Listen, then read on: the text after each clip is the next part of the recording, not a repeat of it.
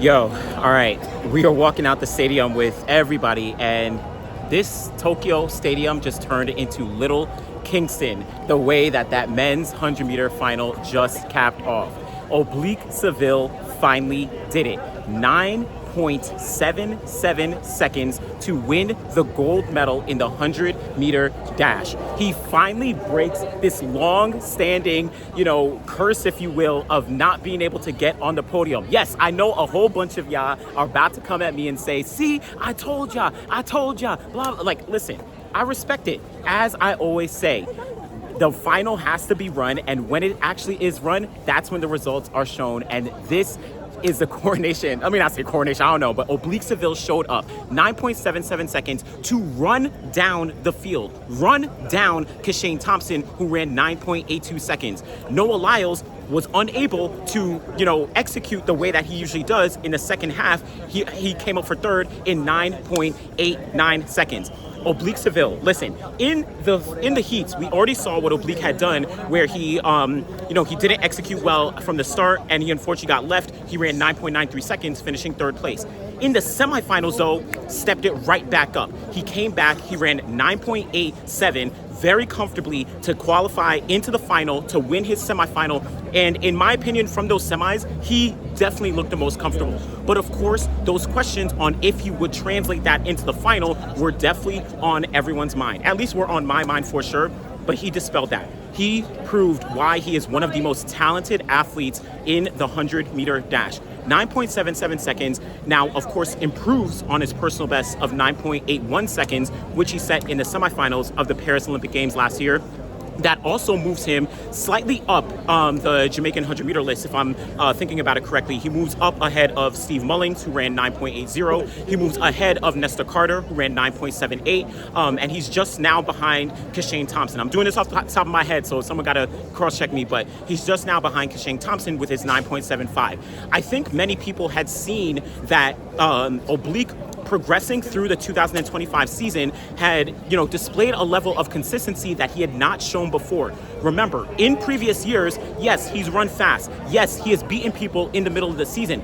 But this year, he not only went overseas, he not only ran fast during the year, but he also went overseas to compete at the London Diamond League. He went to compete at the Lausanne Diamond League, and he beat out the fields by a very large margin. Y'all remember the London Diamond League, where he was the only athlete to run 9.8, and second place was Noah Lyles, who ran 10 seconds flat.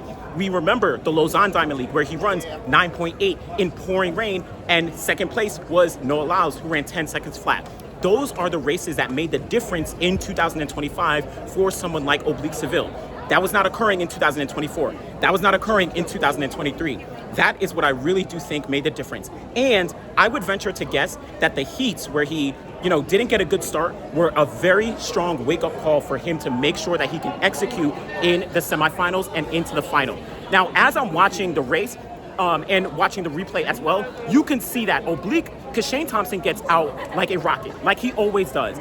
But Oblique Seville, just in a couple lanes outside, he was like a workhorse. He was like, you can see the grit on his face. You could see that he was pushing. He wanted that win. You could see the determination on his face that he wanted that win. And once he surpassed Kishane Thompson, he didn't let up yet. He didn't let up. He was like, let me make sure I get to that line. Let me make sure I finish. And once he finished, you could see that he let out a gasp, and then he ripped his shirt off, just like we saw at the Jamaican National Championships, where, he got, after the whole, cramping situation or whatever it was, like he ripped his shirt off.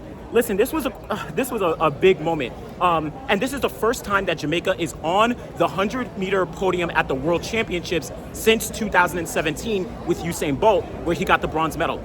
Of course, last year, Kishane Thompson got the silver medal at the Olympic Games, but this is also the first time that Jamaica actually has won a gold medal since 2016 at the Olympic Games. And of course, World Champs was 2015 with Usain Bolt. More importantly, well, I don't know if it's more importantly, but of course, they just went 1-2 in the 100-meter dash. Oblique Seville, 9.77. Kishane Thompson, 9.82 seconds. Now, let me not say you can. I think everyone in the field essentially, like, I don't know, underperformed except for Oblique Seville. Kishane Thompson ran 9.85 in his semifinal, just behind Kenny B, who also ran 9.85 seconds. And, he dropped, he should have run significantly faster. You had Noah Lyles, who, of course, ran 9.9, throughout his rounds, 9.95, 9.93, and he, quote unquote, only ran 9.89, right? Like, all these athletes on paper should have run faster. Kenny Bednarek, he ran 9.85 in the semifinals ahead of Kishane Thompson, but here he only came up with 9.92, I think it was, for fourth place. So all these athletes unfortunately didn't perform to the expectations except for Oblique Seville, right? He was the only one who was really able to step up and perform on the biggest stage here in Tokyo. I'm gonna be honest, it's kind of crazy. I'm trying to get out of here, but it was a masterful performance. As I said, Oblique Seville, Kishane Thompson going 1-2, and then just ahead of Noah Lyles. I'm trying to initially analyze, but I don't think that someone I guess the second half of the race for Kishane Thompson is just what did him in, right? We know that he gets an excellent start, just like he did here in the final, just like he did in the semis, and just like he's been doing all year. But that second half of the race where he does tighten up, where he's maybe pushing a little harder than he needs to, where he has a little bit of competition and, he isn't able to just comfortably cruise to the line, that's what came into fruition here. Now, Oblique was kind of a lane or so, 2 lanes outside of Kishane, so it's hard to say, why Kishane tightened up the way that he did, but unfortunately it did occur, and that led to him, not being able to actually execute. On top of that, I'm looking at someone like Noah Lyles, who wasn't able to get a start like he usually would, not like he usually would be able to. He wasn't able to get a start that would allow him to be close enough to the rest of the field where he would be able to actually run them down, right? Kishane Thompson was way too far ahead. Oblique Seville, I can argue Oblique Seville was even, maybe not even, but he was just ahead. Noah Lyles on paper would have run him down like he usually does, but he just didn't have it. So listen, underperformance for everyone, in my opinion. Initial reaction, I'm watch the races back, do all that stuff later, but initial reaction from everyone except for Oblique Seville, 9.77 seconds. Again, that makes him one of the fastest all time. He breaks the 9.80 second barrier for the first time in his career. That pushes him ahead of a couple Jamaicans, like Steve Mullings, Nesta Carter, and now it's this is the first gold medal that Jamaica has won at the World Championships since 2015, and since the 2016 Olympic Games as well, with Usain Bolt. And going 1-2 is a big performance.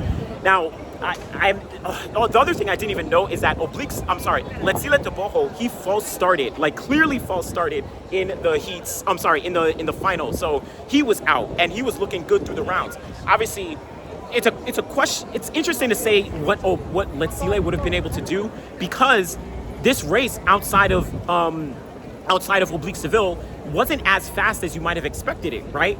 Letsile Deboho has run 9.86 seconds. So he could have run the race of his life, ended up running 9.82, 9.81, and maybe got on the podium. Who knows, right? But, that's revisionist history. All I know is that did go down. Shout out to Kenny B in 4th place, to Gift. I think he came in 5th place. You have Kanisola Ajayi. You also had Akani Simbine. And I'm sorry, I'm doing this off the top of my head and just complete initial reaction. I'm definitely missing one name. But listen, this was a masterful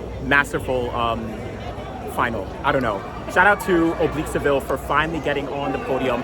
Not only on the podium, but on the gold medal stand. And yes, I will accept if, y'all come and say, oh, I told you, you doubted, whatever it is, right? All of y'all are going to say things like that. But at the end of the day, it doesn't matter, right? I think I'm excited for Oblique Seville, even if I didn't predict him for gold, even if I only said, quote unquote, said that he's going to get the silver, but he showed up.